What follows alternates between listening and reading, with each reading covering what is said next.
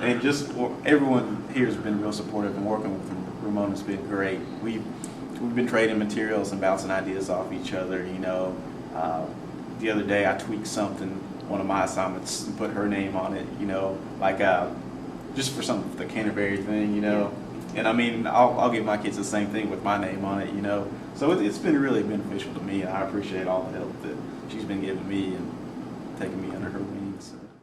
Special ed was always excluded. It was always, we're doing this, special ed, you do what you need to do, and we'll see how it fits in. Okay. And it seems like this year, because they knew it was a problem last year, they're trying to take care of that right away. Ms. Banner's talked to me a couple of times saying, how can we make special ed fit into this, we talking about the SIPs, instead of special ed being off to its own, we're putting the different people in the resource areas in with the regular department. So instead of having special ed on its own, we can say, hey, in this SIP, when we're doing the AYP for the English, we're able to have the special ed person in there to say, hey, this is what we're going to do to tie off of the regular ed English, instead of having our own plan and then they're having their own plan, and hopefully it fits together.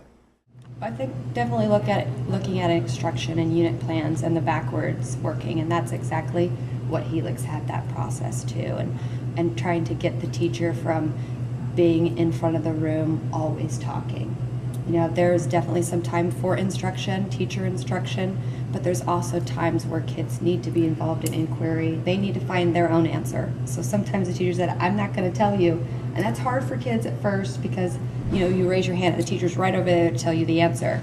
But, their thing is figure it out, ask a friend, and work on what happens in real life when you don't know the answer. You're not going to be able to raise your hand in real life and somebody's going to come over there and answer it for you. And so that's kind of, I think in a way, some of the same steps of the teacher, not necessarily driving the car, but the students are driving the car. And you may have a wheel too, you're over here driving as well, but they're the ones who are, the main driver.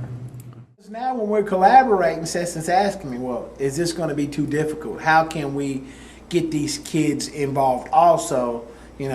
How can we make them better understand it? And I'm there on the input part of it to say, hey, well, let's try it this way. And so we're incorporating that in the unit from day one, instead of waiting to see if they don't understand the information and then trying to come up with something like that to say, hey, what am I going to do now? It's already in the plans.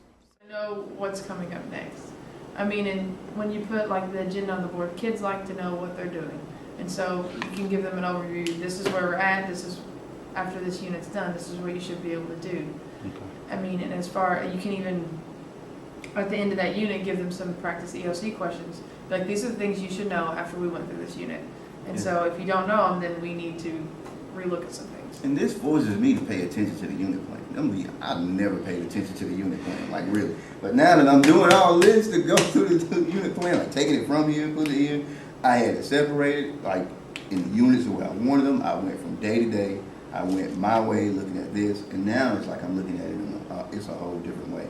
Like you look at it now, the unit plan you have, everything just set out, blah, blah, blah. I never paid it. I looked at my lesson plans and went by that. Now, you can look at the lesson plan and the unit plan and see the relations between the two.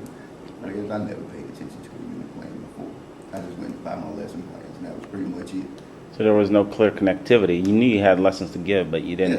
Yeah. Okay. And I knew the lesson plan related to it, but if you said, how does your lesson plan relate to your unit plan? I'd be like, hold on, let me go get my unit plan out so I can check it out. But other than that, that's the thing it's going to force me to pay attention to the unit plan. And that's a good thing. It's not bad. It's making me think a lot more into the individual lesson plans, how much time I'm going to put into it, how I'm going to use the information, the standards that I'm trying to teach the kids, how I'm going to, special ed wise, use different types of instruction techniques.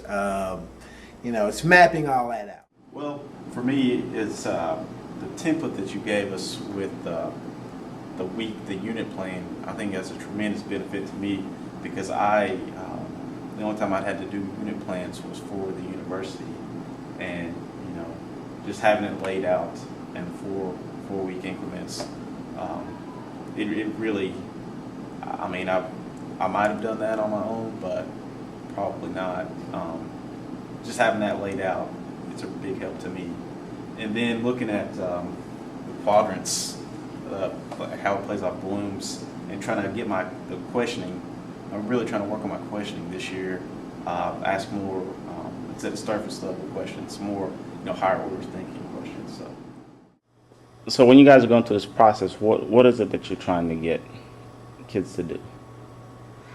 We have basic terms that are important for the entire chapter, or For the entire course. course. And we have done a better job, because this test we're modifying, I've used for 3 years, and we have just started increasing the rigor and the relevance by, you want to scroll down and show them the map? The relevance more, this is going to. That's a map of The the area Austin surrounding East Austin East. And we're going to have them identify points and lines and rays and segments using that map. And we're going to do a similar activity in class. To kind of help them get the understanding that lines and segments and rays and all of that is not just, yes, it's part of geometry and that's the theory in geometry, but It's we things have, that we deal with every day. we Yeah, have just don't lines, look at it that way. segments, all of those every day in all areas of life. Again, because what we've done is that's increasing rigor and it's putting things together, it's assimilating things. And if you have two new things that you're assimilating and you're putting them together, it just makes it seem more difficult. It's not, but it just seems to them like it is. And I think that as we do some measurements, as we make them do that's one of the things I want to do, make them actually do measurements in partners and come up with definitions on their own, and then look at what the book's definition is, or look at other definitions and see that how theirs is the same and how the different. We're also all going to use the Geometer Sketchpad, which is a software program used in geometry. And so that'll help them see also. Because we can't always get out all the manipulatives and have them working, because we don't have enough time for that, and some people have very small rooms. Instead of having them go and look up vocabulary, I love putting it in my own words. Now it's relating to them. They'll remember it forever because they got a relationship to it. So he was like, well, we got to get them and put it in their own words, and then we have them write a sentence to explain it, or to use that word in a sentence. And I said, well, now you just didn't hit quadrant D. And he started laughing. And to get him to laugh that's a task. He said, you're right, quadrant D. They may have to go to the back of the book, the old way, to find a definition, but by putting it in their own words, now they're thinking it through. They analyze it, they looking it through. And then to put it in evaluate it and then put it in a sentence, now you're in quadrant D. That's just with vocabulary. That's it, just with vocabulary. So it's that model helps you really break it down. And as a young teacher, second, third year teacher, it's good to know. These are things you can keep. I can keep that. And because I have buddies send me copies of their lesson plans. I go online and look at lesson plans. But they're not as in-depth as these are, without a whole lot of work. It's not, you're doing basically the same thing you've been doing. It's not a whole lot of work. It's just, it makes you think through. You're not just putting something together. It makes you think through. You have thought. How am I, after these kids do this, when I put this in front of them, they say, this is what we're getting ready to do. What's going to be the result? How will the kids respond? How will they What, and if they don't, what do I need to do? what do I need to do? How That am I was, gonna because that was how I was thinking when I was coming up with this. Well, usually we watch a movie on Friday. Well, how can I know we got to do writing. So I look on the side where it got all the things that you can do. Let me see, I put a writing assignment. I write an essay about the movie and have it to relate to the topic, the unit, the whole unit, and in their life. And it has to be, if I have to get English teachers to grade it, then I get English teachers to grade it. I worked at an urban school in San Diego, and it had been taken over by the state, or was in the process of being taken over by the state. They started going charter the year after I was hired, the year before I was hired, and it went through a process, and they're a very successful school now, but they almost went through a complete overhaul, I think, just like Austin East did. And they really pushed reading and writing That's the focus at their school is academic writing and academic English. And, you know, a lot of kids don't hear academic English. And so it's very hard for them to do well on standardized tests because they don't know what the question's asking.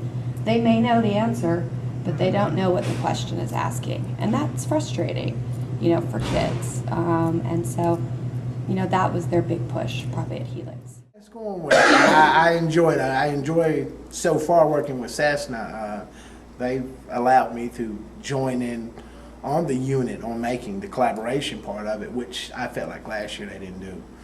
It wasn't done. We didn't have the time to do it, but we've met three times now, and I've had good input into it. And I understand what's going on. I'm not going to walk into the room day one and say, what are we getting ready to do? I automatically know. I did teach in Baltimore, and they were in restructuring as well. So Okay. I've been through a little different. That's Okay, so based on where we are currently, what are you seeing as benefits and For how you've me, seen things evolve over the last 2 years? It's accountability. I think that's the strongest thing I see in what we're doing, is holding teachers accountable and getting the unit plans, lesson plans. Those are all things, I was actually trained in Oregon. And those are things really strong that we did. And so it was very natural to me. But working in Baltimore, I saw that a lot of teachers didn't do that, didn't have that strength. And I think that that only makes you a better teacher. And I'm really happy to see that we're doing it school-wide. And I think it's just going to make us more organized, more efficient, and really help the kids. Well, very similar to what she was saying about Helix. I think that in undergraduate school and even in graduate school, I felt like a renegade when I was preaching things like higher order thinking and student-centered classrooms and things like that. I remember writing up my teaching philosophy and feeling like a radical. And now it's becoming the trend, and it's everywhere, but especially here. And it's good to go into classrooms and see teachers saying things like essential questions and big ideas and backwards planning and things like that. And I'm really excited about where we're headed with common assessment and determining what we're going to assess before we teach it, rather than determining what we taught and making an assessment based on that. All these things are things that I've been wanting to work on in my own practice and that I'm hoping would be contagious.